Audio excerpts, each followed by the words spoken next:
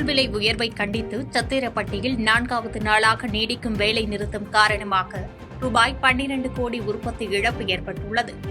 விருதுநகர் மாவட்டம் ராஜபாளையம் அருகே உள்ள சத்திரப்பட்டியில் நூல் மற்றும் இதர மூலப்பொருட்களின் விலை உயர்வை கண்டித்து மருத்துவத் துறை உற்பத்தியாளர்கள் கடந்த 4 நாட்களாக அடையாள வேலை நிறுத்த போராட்டத்தில் ஈடுபட்டு வருகின்றனர். இதனால் சுமார் 7000 விசைத்தறிகள் முடங்கி ரூபாய் 12 கோடி மதிப்பிலான உற்பத்தி பாதிக்கப்பட்டுள்ளது. மேலும் இப்பணியில் ஈடுபட்டுள்ள 10,000 தொழிலாளர்களுக்கு ரூபாய் 2 கோடி வரை ஊதிய இழப்பு ஏற்பட்டுள்ளது. மூலப்பொருட்கள் விலையை கட்டுப்படுத்த மத்திய மாநில அரசுகள் உடனே நடவடிக்கை எடுக்க வேண்டும் என உற்பத்தியாளர்கள் கோரிக்கை விடுத்துள்ளனர். தென்காசி அருகே ஓட்டுநர் கவனக்குறைவால் பேருந்து படிக்கட்டிலிருந்து தவறி விழுந்த மூதாட்டி உயிரிழந்த சிசிடிவி காட்சிகள் வெளியாகி அதிர்ச்சியை ஏற்படுத்தியுள்ளது. தென்காசி மாவட்டம் கடையம் அருகே மேட்டூர் பகுதியைச் சேர்ந்த 70 வயதான சுப்பம்மாள் என்ற மூதாட்டி நெல்லை செல்வதற்காக அரசு பேருந்தில் ஏற முயன்றார்.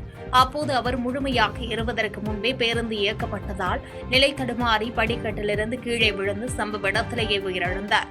இந்த கோர விபத்து குறித்து போலீசார் விசாரணை நடத்தி வரும் நிலையில் விபத்து தொடர்பான சிசிடிவி காட்சிகள் சமூக வலைதளங்களில் பரவி பெரும் அதிர்ச்சியை ஏற்படுத்தியுள்ளது. வேடந்தாங்கல் ஏரியில் நீர்மட்டம் குறைவு எதிரொலியாக 40,000 வெளிநாட்டு பறவைகள் முன்கூட்டியே வெளியேறி வருகிறது. செங்கல்பட்டு மாவட்டம் வேடந்தாங்கல் பறவைகள் சரணாலயத்திற்கு ஆண்டுதோறும் ஆஸ்திரேலியா, சைபீரியா உள்ளிட்ட நாடுகளிலிருந்து வரும் பறவைகள் இந்த ஆண்டு ஏரியில் நீர் வற்றி வருவதால் முன்கூட்டியே வெளியேற தொடங்கியுள்ளன. கடந்த சீசனில் சுமார் 40,000க்கும் மேற்பட்ட பறவைகள் வந்து இனப்பெருக்கம் செய்த நிலையில் தற்போது போதிய தண்ணீர் இல்லாததால் வர்ணநாரை, கூழைக்கடா உள்ளிட்ட சில பறவைகள் மட்டுமே மீதமுள்ளன. வழக்கமாக மே, ஜூன் மாதங்களில் வெளியேறும் பறவைகள் இந்த ஆண்டு ஏப்ரல் மாதத்திலேயே தங்கள் நாடுகளுக்கு திரும்ப தொடங்கியுள்ளன. அதிமுக பாஜக கூட்டணிக்கு ஆதரவாக தேர்தல் ஆணையம் செயல்படுகிறது என எஸ்டிபிஐ கட்சி தலைவர் நெல்லை முபாரக் குற்றம் சாட்டியுள்ளார். நெல்லையில் செய்தியாளர்களை சந்தித்த அவர், தேர்தல் ஆணையம் அதிமுக மற்றும் பாஜக கூட்டணிக்கு ஆதரவாக ஒரு கண்ணில் வெண்ணெய், ஒரு கண்ணில் சுண்ணாம்பு வைத்தது போன்று செயல்படுவதாக சாடினார். திமுக கூட்டணி வேட்பாளர்களுக்கு அனுமதி மறுப்பதும் எதிர்க்கட்சிகளுக்கு உடனே அனுமதி அளிப்பதும் கண்டிக்கத்தக்கது என்றார். மேலும் வாக்கு எண்ணிக்கையின் போது முறைகேடுகள் நடக்க வாய்ப்புள்ளதால் அனைத்து அரசியல் கட்சிகளும் வாக்கு எண்ணும் மையங்களில் விழிப்புடன் இருக்க வேண்டும் என வலியுறுத்தினார். இதுவரைக்கும் உள்ள எல்லா நடவடிக்கைகளிலும் திமுகவினுடைய கூட்டணி கட்சிகளுடைய நடவடிக்கைகளை ரொம்ப டைட் பண்ணாங்க. அதே போல கவுண்டிங்லையும் அது மாதிரி ஏதாவது நடந்துவிடக்கூடாது. பல மாநிலங்கள் நடக்கிறதா செய்திகள் வருகிறது. எனவே அந்த அடிப்படையில் எல்லோரும் விழிப்புணர்வோடு சரியான முறையில் நியாயமான தேர்தல் நடத்தணும். அவ்வளவுதான் எங்கள் கோரிக்கை. வேற அதை தாண்டி வேற எந்த கோரிக்கை இல்லை. எனவே அது மாதிரியான எந்த நடவடிக்கையும் நடந்துவிடக்கூடாது என்பதற்கான விழிப்போடு இருக்கிறோம். நாங்கள் வெறும் திமுக கூட்டணி மட்டும் சொல்ல, எல்லா வேட்பாளர்களும் எல்லா கட்சியினரும் விழிப்போடு இருக்க வேண்டிய அவசியம் இந்த தேர்தலை பொறுத்தவரை நியாயமான தேர்தலை கண்காணிக்க வேண்டிய பொறுப்பு வெறும் தேர்தல் கமிஷனுக்கு மட்டும் இல்லை, மக்களுக்கும் இருக்கிறது, தேர்தலில் பங்கெடுக்கிற அரசியல் கட்சிகளுக்கும் இருக்கிறது. அதை பொறுப்புணர்வோடு செயல்படுத்துவோம். அப்படி எதுவும் நடக்காதவாறு பார்த்துக் கொள்ள வேண்டியது எங்களுடைய பொறுப்பு. திருச்சி விமான நிலையத்தில் விமான பயணிகளுக்கு தடை செய்யப்பட்ட பொருட்கள் காட்சிப்படுத்தப்பட்டு விழிப்புணர்வு ஏற்படுத்தப்பட்டுள்ளது. விமானத்தில் பயணிகள் எவற்றை எடுத்து செல்லலாம் என்பது குறித்து விழிப்புணர்வை ஏற்படுத்த தடை செய்யப்பட்ட பொருட்களை திருச்சி விமான நிலைய நுழைவாயிலில் கண்ணாடி பெட்டியில் காட்சிப்படுத்தியுள்ளனர். கத்திகள், லைட்டர், 100 மில்லிக்கு மேல் உள்ள திரவங்கள் மற்றும் மசாலா பொருட்கள் போன்றவை இதில் வைக்கப்பட்டுள்ளன. கடந்த ஓராண்டில் மட்டும் விவரங்கள் தெரியாமல் இத்தகைய பொருட்களை கொண்டு வந்த 20க்கும் மேற்பட்டோரின் பயணம் ரத்து செய்யப்பட்டுள்ள நிலையில் இந்த விழிப்புணர்வு முயற்சிக்கு பயணிகள் மத்தியில் நல்ல வரவேற்பு கிடைத்துள்ளது. கட்டுப்பாட்டை இழந்த கோழி ஏற்றி வந்த வாகனம் மின்கம்பத்தில் மோதி விபத்து ஏற்பட்ட நிலையில் ஓட்டுநர் சிறிய காயங்களுடன் அதிர்ஷ்டவசமாக உயிர் தப்பினார். குமரி மாவட்டம் குழித்துறை வழியாக கேரளாவுக்கு இறைச்சி கோழிகளை ஏற்றி சென்ற பிக்கப் வாகனம் இன்று அதிகாலை ஓட்டுநரின் கட்டுப்பாட்டை இழந்து சாலையோர மின்கம்பம் மற்றும் கடையின் மீது மோதியது. இதில் மின்கம்பம் 2ஆக முறிந்து கடை சேதமடைந்தது. ஓட்டுநர் தூக்கு கலக்கத்தில் இருந்ததே விபத்திற்கு காரணம் என தெரியவந்துள்ளது. லேசான காயங்களுடன் மீட்கப்பட்ட ஓட்டுநர் சிகிச்சைக்காக அனுமதிக்கப்பட்டுள்ளார்.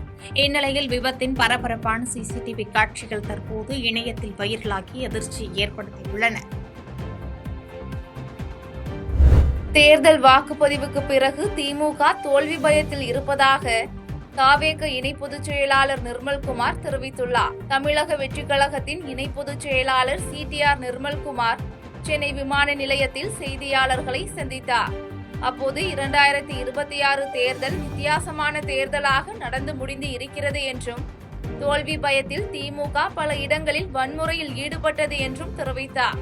தொடர்ந்து போக்குவரத்து துறை அதிகாரிகளே திட்டமிட்டு திமுகவுக்கு துணையாக 20 லட்சம் பேரை வாக்களிக்க விடாமல் தடுத்து இருப்பதாக குற்றம் சாட்டிய அவர், அரசு அதிகாரிகள் திமுக கொள்கை பரப்பு செயலாளர் போல் நடந்து கொண்டதாக கடுமையாக சாடினார். மேலும் தேர்தலில் வாக்கு சதவீதம் அதிகரித்து இருப்பதற்கு தாவேக அரசியல் வருகைதான் காரணம் என குறிப்பிட்ட அவர், உளவுத்துறை, காவல்துறை, ஐஜி ஆகியோர் மாற்றப்பட்ட விவகாரத்தில் திமுக, பாஜக கூட்டாக செயல்பட்டதாக விமர்சித்தார்.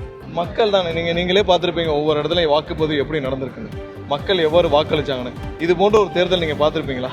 மக்கள் இவ்வளவு ஆர்வமா ஏதோ ஒரு திருவிழாவுக்கு போற மாதிரியும், இல்லை ஒவ்வொரு இடத்துலையும் போய் மக்கள் ஏதோ ஒரு அவங்க வீட்டில் ஒரு நிகழ்ச்சி, ஒரு திருமணம் நிகழ்ச்சி நடக்கிற மாதிரி இன்னைக்கு வாக்களித்து மக்கள் பார்த்துருக்கீங்களா? இந்த தலைமுறையில், நம்ம தலைமுறையில் இந்த மாதிரி பார்க்கலாம். கண்டிப்பாக இது பெரிய அளவில் ஒரு மாற்றத்தை விரும்பிய மக்கள், கண்டிப்பாக அதுக்கு நம்ம முழு அளவில் அவங்களுடைய மாற்றத்தை விரும்பிய மக்களும், குழந்தைகளும், பெண்களும் எல்லாருக்கும் ஒரு பெரிய மரியாதை, பெரிய ஹானர் செய்ய வேண்டிய நேரம் இது. எல்லாரும் விரும்பிய ஒரு தருணமாக, அவங்க காத்திருந்த தருணமாக இருக்குது. அது கண்டிப்பாக அதற்கான மரியாதையும், அதுக்கான நம்பிக்கையும், அதுக்கான ஒரு பெரிய ஹானரும் கண்டிப்பாக இருக்குது. தாராபுரம் சிக்னலில் சிவப்பு விளக்கை புறக்கணித்து சென்ற லாரி மோதி இருசக்கர வாகனத்தில் பயணித்த இளைஞர் உயிரிழந்த சம்பவம் சோகத்தை ஏற்படுத்தியுள்ளது. திருப்பூரில் இருந்து ஒட்டன்சத்திரம் நோக்கி வந்த லாரி திருப்பூர் மாவட்டம் தாராபுரம் அலங்கியம் சிக்னலில் சிவப்பு விளக்கு எரிந்ததை புறக்கணித்து அதிவேகமாக சென்றதாக கூறப்படுகிறது. இந்நிலையில் அதிவேகமாக சென்ற லாரி இருசக்கர வாகனம் மீது மோதி விபத்து ஏற்பட்டது. இந்த விபத்தில் இருசக்கர வாகனத்தில் பயணித்த சூர்யா என்பவர் படுகாயமடைந்த நிலையில் மீட்கப்பட்டு கோவை மருத்துவமனையில் அனுமதிக்கப்பட்டதை தொடர்ந்து அங்கு அவரை பரிசோதனை செய்த மருத்துவர் சூர்யா ஏற்கனவே உயிரிழந்து விட்டதாக தெரிவித்துள்ளனர். இந்நிலையில் இதுகுறித்து வழக்கு பதிவு செய்து விசாரணை மேற்கொண்ட தாராபுரம் காவல் நிலைய போலீசார் லாரி ஓட்டுநர் நாமக்கலைச் சேர்ந்த ராஜேஷ் என்றும், போக்குவரத்து விதிமீறலின் காரணமாகவே விபத்து ஏற்பட்டுள்ளது என்றும் தெரிவித்துள்ளனர்.